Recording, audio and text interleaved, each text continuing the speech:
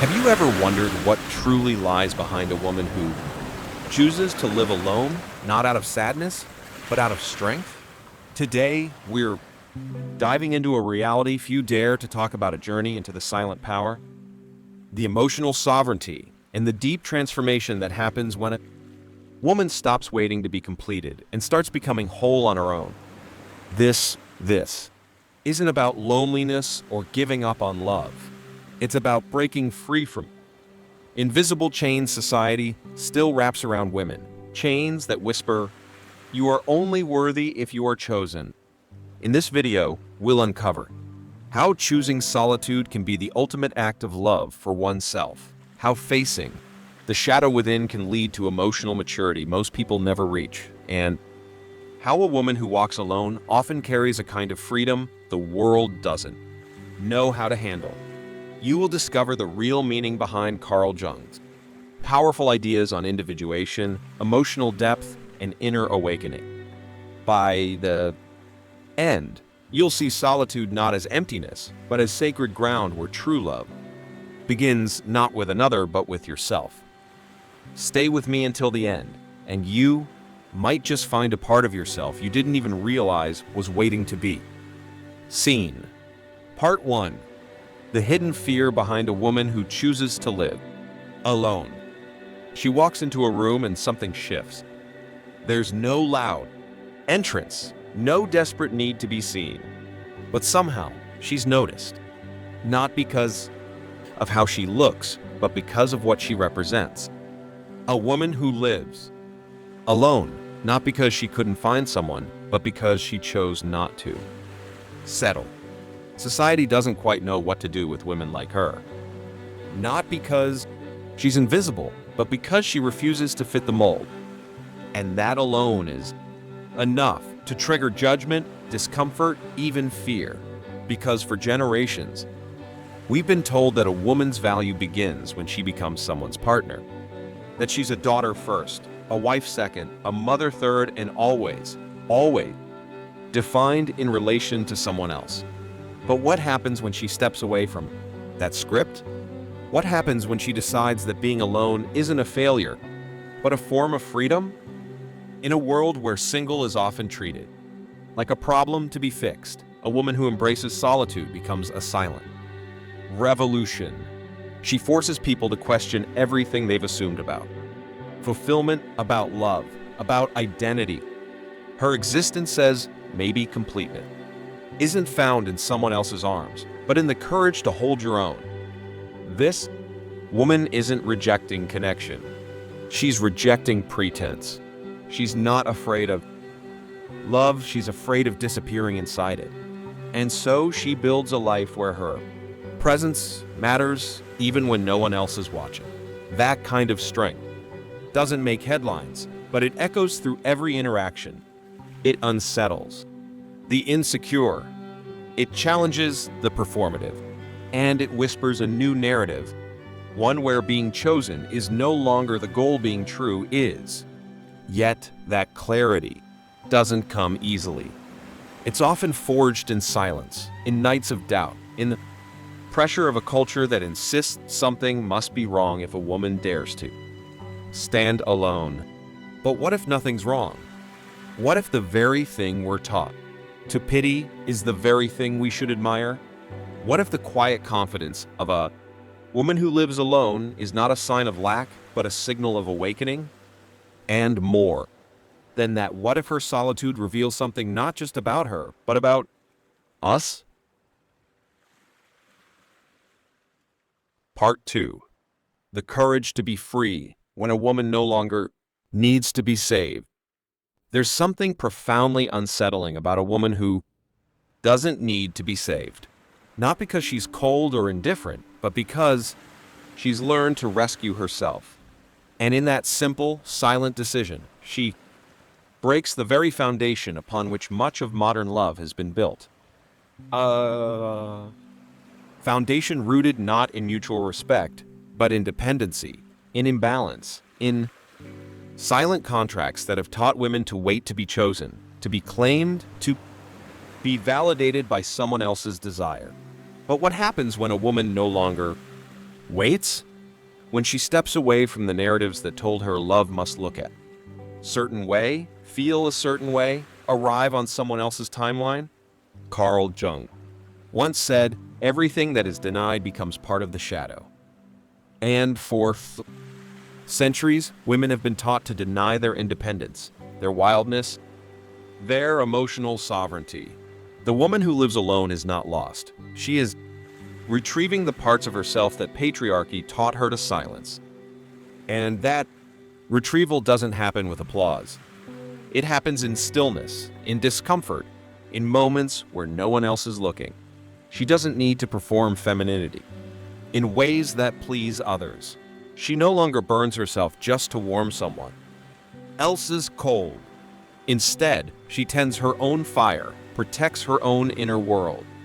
And yes, that makes people uncomfortable, because we live in a society that still rewards women for being pleasing rather than powerful.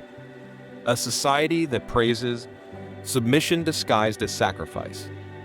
But she's no longer subscribing to that script. Not because she's angry, because she's awake. She sees through the illusion. She understands that needing someone isn't the same as choosing them. That love, when rooted in lack, becomes control. But love, when born from wholeness, becomes freedom. And that's what she's after. Not the love that comes to fill a hole, but the love that arrives once the hole has been healed. She's not building walls. She's building boundaries. Not to keep people out, but to protect the sacred space within her.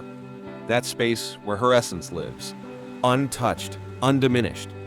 And when people call her distant, too selective, too hard to reach, they're not describing her. They're describing their inability to meet her where she now lives, in truth. This kind of woman doesn't need to shout to be heard. Her silence speaks. Her presence disrupts.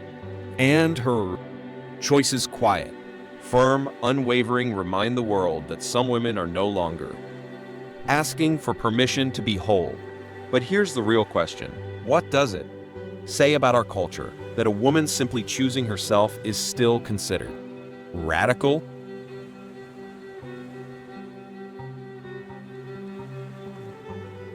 Part 3. Why society fears women who need nothing. It's not her solitude that scares them. It's her self-sufficiency. Because when a woman no longer needs validation, no longer begs for affection, no longer plays the role expected of her, she becomes unpredictable. And society does not know what to do with women who can't be controlled. From childhood, women are fed a narrative that says love is earned through compliance. Be nice. Be soft. Be small. Don't want too much. Don't speak too loudly. And above all, don't be alone for too long, or people will start to wonder what's wrong with you. But when a woman rejects that training, when she stops asking how she can be more likable and starts asking how she can be more herself, she threatens the entire emotional structure that has held relationships together for centuries. She becomes what Jung would call a living confrontation with the collective shadow, a reflection of everything the culture has denied, buried, or demonized. A woman at peace with herself becomes a mirror people don't want to look into, because she shows us what we haven't dared to become. While the world romanticizes togetherness, it often weaponizes solitude. A man alone is seen as independent. A woman alone is seen as incomplete. That double standard isn't accidental, it's inherited, passed down. Like family heirlooms, those beliefs are rarely questioned. But she questions them, not out of rebellion, but out of necessity, because somewhere along the way, she learned that shrinking herself to fit into someone else's expectation was the real loneliness. She learned that being surrounded by people who never really see you is far more isolating than any night spent alone. So she stopped performing. She stopped trying to prove her worth. She let go of the desperate hunger to be chosen. And in doing so, she discovered a radical truth. The more she chose herself, the more the world pushed back. They called her names too, much too distant, too intimidating. But those were never her flaws. They were other people's discomforts projected onto her clarity. Because here's the quiet truth no one wants to admit: many people don't actually want women to be happy. They want women to be manageable. A woman who doesn't need to be needed cannot be manipulated. A woman who doesn't fear being alone cannot be trapped. And that makes her dangerous, not because she harms, but because she exposes the fragility of a culture built on female compliance. She tears off the veil, not with anger, but with existence. She lives, breathes, and walks in a kind of freedom that makes others question their own cages. So ask yourself this: if one woman's peace causes this much discomfort, what does that reveal about the silent war society wages against female wholeness?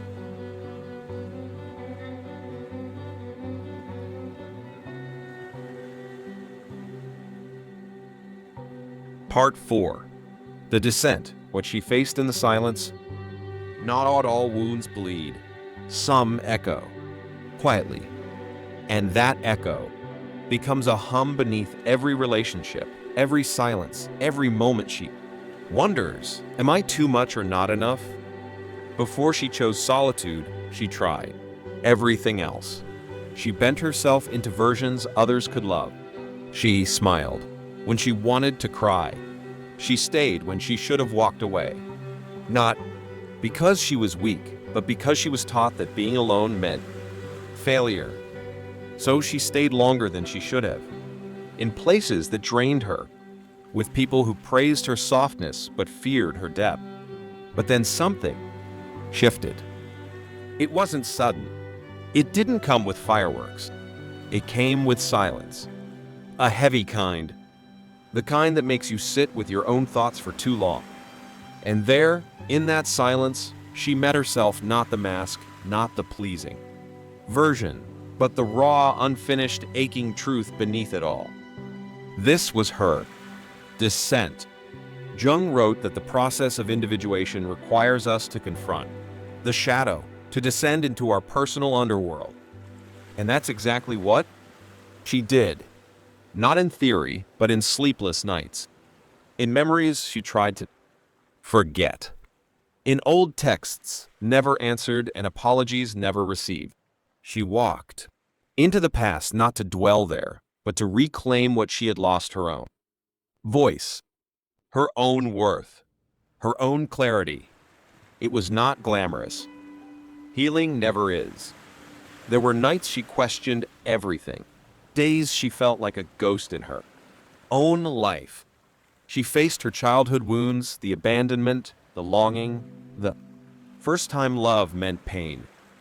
She faced the patterns she called love, but were really just echoes of old survival strategies. And most painfully, she faced her own role in staying where her soul was slowly dying. But in that brutal honesty, she began to change, piece by piece. Not by becoming someone new, but by remembering who she was before the world told her how to be. That's the thing most people don't understand. Solitude isn't about escaping others. It's about having the space to return to yourself. She didn't choose loneliness. She chose clarity. And in that choice, she confronted the very thing everyone else runs from: the silence within. Carl Jung said that only the paradox come anywhere near to comprehending the fullness of life. And she learned to live with paradox, to grieve and still be grateful, to feel empty and still be whole, to be alone and still be profoundly connected to something larger. That's the transformation silence brings. It doesn't fill you with noise. It clears the room so truth can finally speak. But here's what most people never ask: what parts of yourself are you still running from in the noise?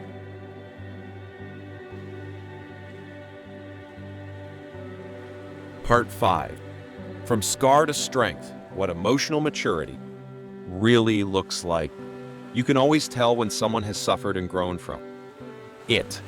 There's a calm in their voice, a weight in their silence, a way they carry themselves, like someone who has walked through fire and stopped trying to convince the world they didn't burn. That's what she became, not perfect, not healed in every place, but whole in the way only someone who's been broken can understand. Emotional maturity isn't built in therapy sessions alone or in self-help books read in quiet cafes.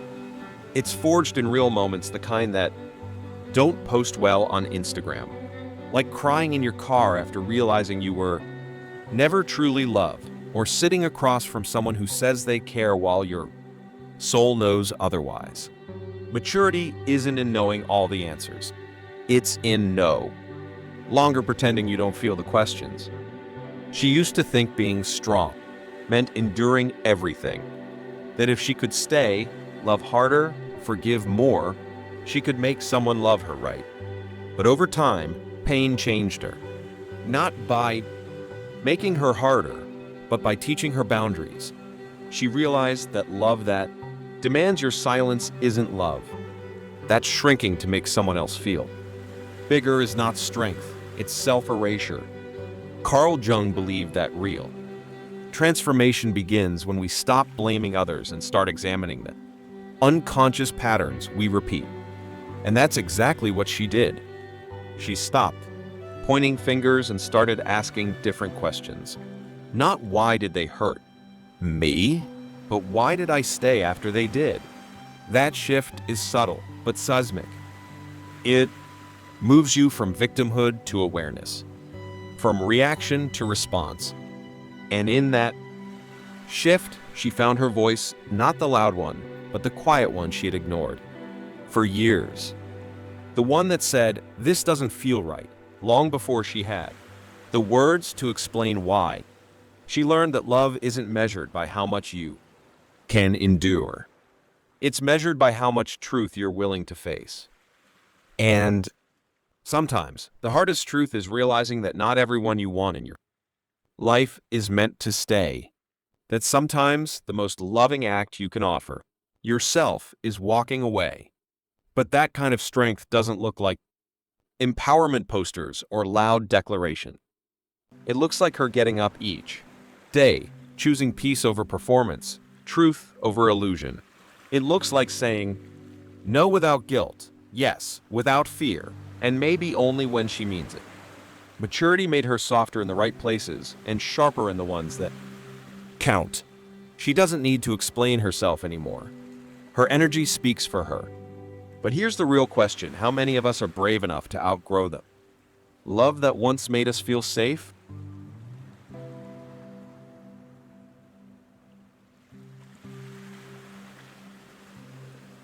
Part 6.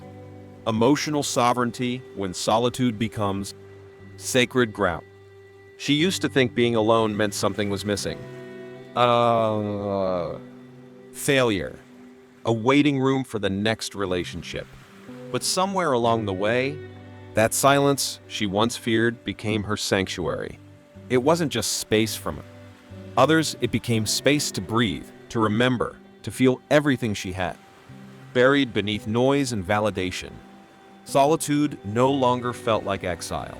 It felt like return. Carl Jung once said that who looks outside dreams, who looks inside awakens. And that's what happened. She awakened. Not all at once, but moment by moment, in small decisions that no one else noticed. Like choosing not to reply to a message that felt empty. Like staying home when her soul was tired of pretending. Like making tea in the morning and not rushing to fill the quiet. That's what emotional sovereignty looks like. It's not dramatic. It's deliberate. A quiet declaration that says, I no longer trade my peace for company. And that kind of self-honoring doesn't come easily. Because the world still rewards women who say yes too quickly and apologize for taking up space. But she stopped apologizing. She started listening to her body, Her. Intuition, the soft inner voice that always knew the truth. She stopped needing someone else to name her value. She named it herself. This doesn't mean she stopped wanting connection. It means she started requiring alignment. She no longer lets charm override consistency or passion distract her from peace. Emotional sovereignty is the quiet filter she developed after years of noise. It's the ability to feel someone's energy before they say a word, to sense when something is off even if nothing has been spoken. It's walking away not because someone was unkind, but because they were untrue. And that power scares people, because it cannot be seduced, coerced, or manipulated. It sees through facades. It honors what's real. That's why she is misunderstood. She's not difficult. She's discerning. She doesn't want attention. She wants presence. And in a world obsessed with speed and performance, her pace feels radical. She moves slowly, intentionally. She's not afraid to sit in the unknown because she no longer fears being alone with herself. That's the paradox. The deeper she went into her solitude, the more connected she felt to something greater, her soul, her calling, her quiet strength that no one could take. She doesn't resist love. She just refuses to chase it anymore. She knows that anything real will find her in truth, not in desperation. So she waits not passively, but powerfully. She lives, not in the absence of need, but in the fullness of self-trust. She doesn't seek to be completed. She seeks to overflow.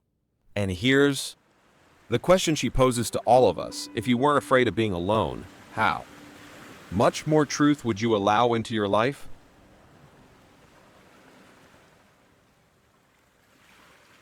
Part 7. A new standard of love beyond saving, toward resonance. She used to believe love would save her, that someone would come and finally make sense of all the confusion, wipe away the ache, give her the home she never found within herself. But now she knows better. Love, real love, doesn't rescue. It resonates. It doesn't arrive to fix or to fill. It arrives when both souls are already standing on their own. She no longer searches for a savior. She searches for a mirror, someone who reflects her. Clarity, not her wounds. And that shift changes everything. Because when you stop looking to be saved, you start choosing with a different kind of wisdom. You no longer fall for intensity that lacks consistency. You stop mistaking attachment for affection. You stop giving the softest parts of yourself to people who haven't earned the right to hold them. Carl Jung said that the meeting of two personalities is like the contact of two chemical substances. If there is any reaction, both are transformed. But not every reaction is healthy. Not every transformation is growth. And she's learned the difference. She doesn't chase butterflies anymore. She watches for roots. She's not seduced by mystery. She values emotional fluency. She doesn't want someone who makes her heart race. She wants someone who slows it down and makes it feel safe. Our standard isn't perfection. It's presence. It's awareness.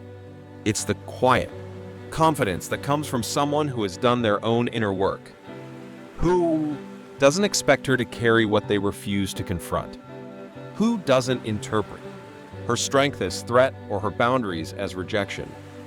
That kind of love is rare, but not because it's impossible, because it's uncomfortable. It requires accountability, emotional responsibility, the willingness to look in the mirror before pointing a finger. And many aren't ready for that. That's why she waits, not because she's difficult or impossible to please, but because she values alignment over attachment. She's not looking to be chosen. She's choosing. And that subtle reversal of power unsettles those who still define love by control. She's not here to shrink. She's not here to dim her light so someone else can feel brighter. She's here to stand fully in herself and offer her presence not as a plea, but as a gift. And if that presence is too much, she's okay with being too much. Because what she really wants is not someone to complete her, but someone to expand with her. A companion, not a captor. A partner, not a project. Someone who sees the fire in her and doesn't try to extinguish it, but adds their own. So she waits. Softly, fiercely, without apology.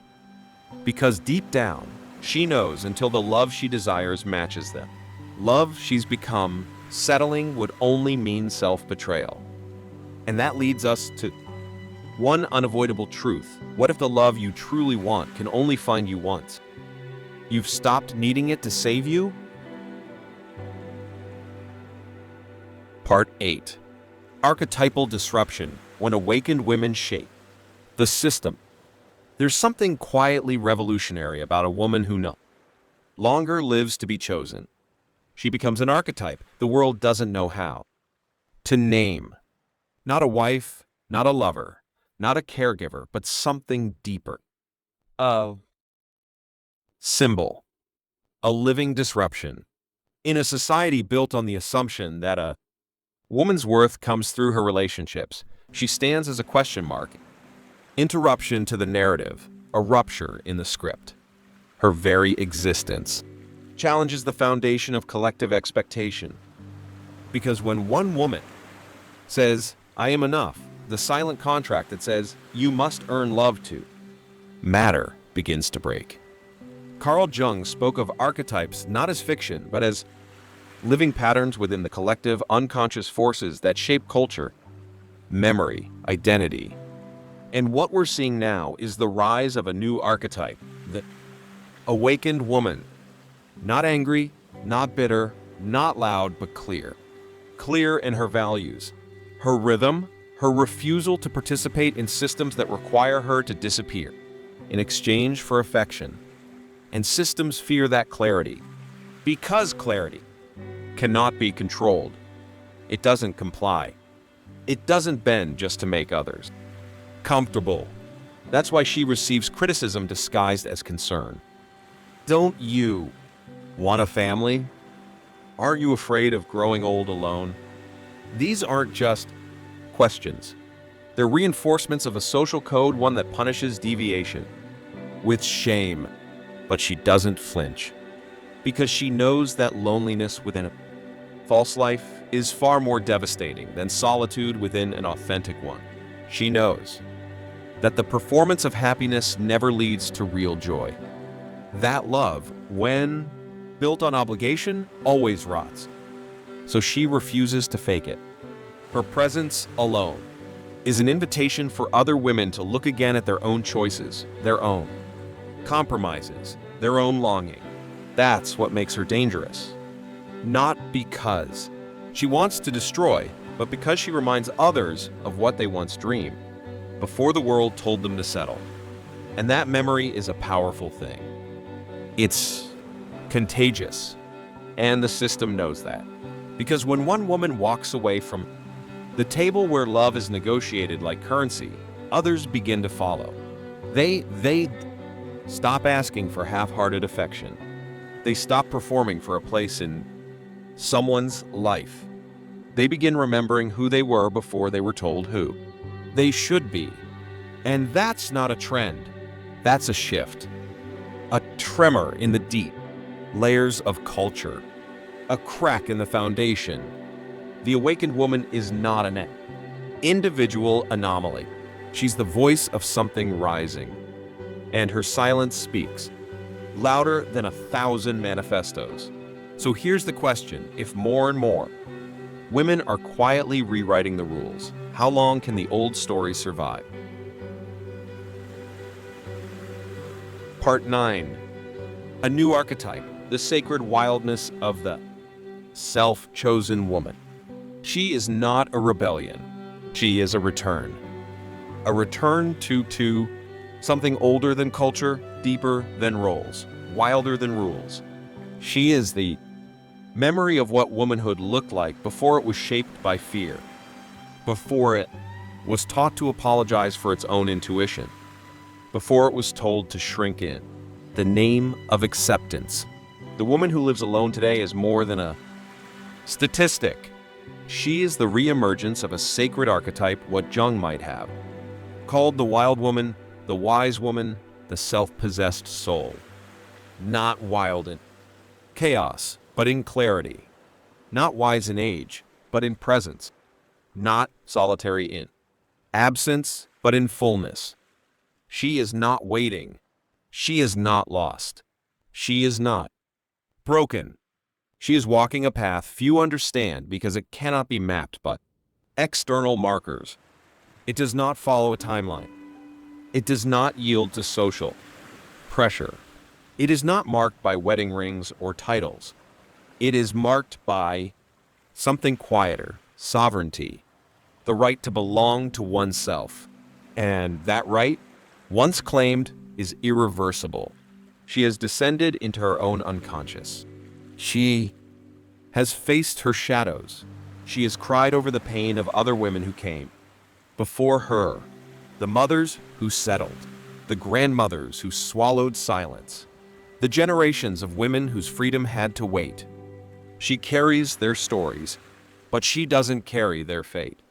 She broke the chain, not with rage, but with realization.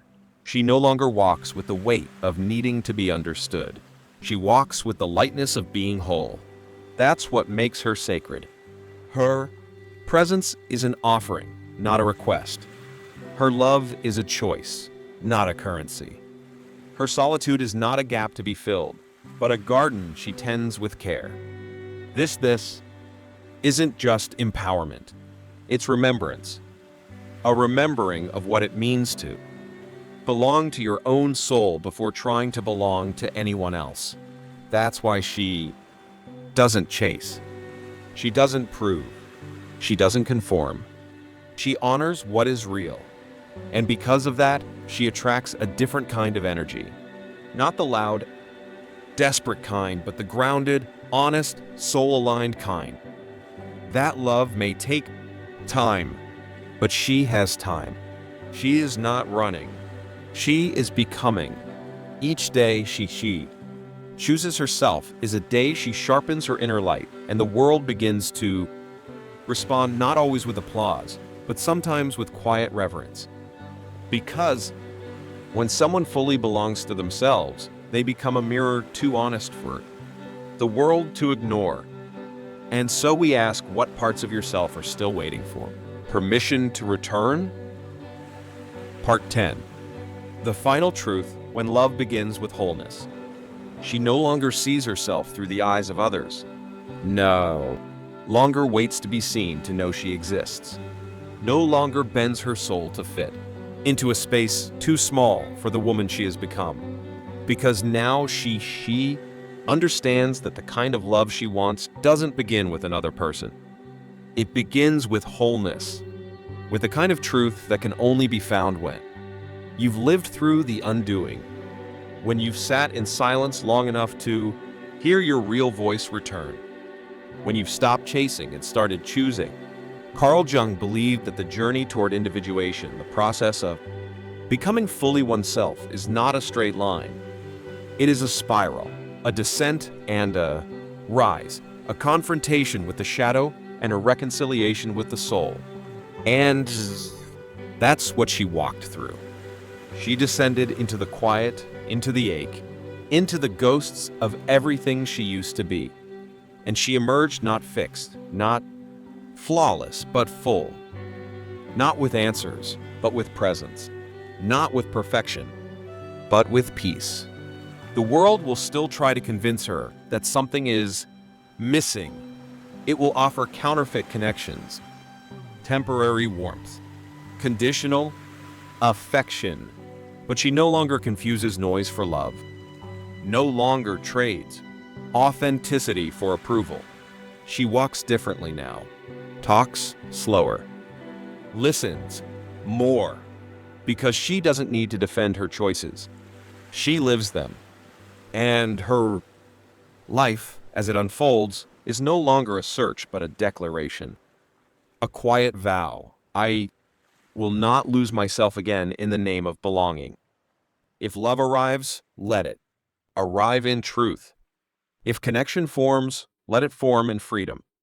If another soul joins her path, let it be in mutual overflow, not in mutual emptiness. Because she's not waiting for completion, she's preparing for celebration. And if that takes time, she welcomes the time. Because time spent with herself is no longer a sentence, it's a sanctuary. It's where her wholeness breathes, where her wisdom grows, where the next chapter begins not with desperation, but with discernment. And maybe that's why this video found you.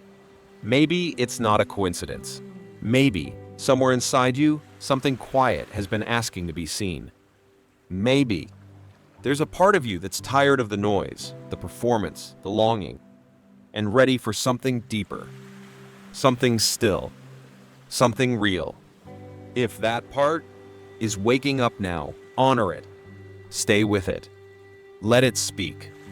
Because the love you are waiting for might not be out there. It might be the love that begins when you finally come home to yourself. And if this message stirred something inside, you don't keep it hidden. Share it with someone who needs to remember her own strength, with a woman you love, or maybe just with yourself. Watch it again. When you forget, let it remind you you are not a mistake for choosing wholeness. You are not behind. You are not broken. You are simply becoming.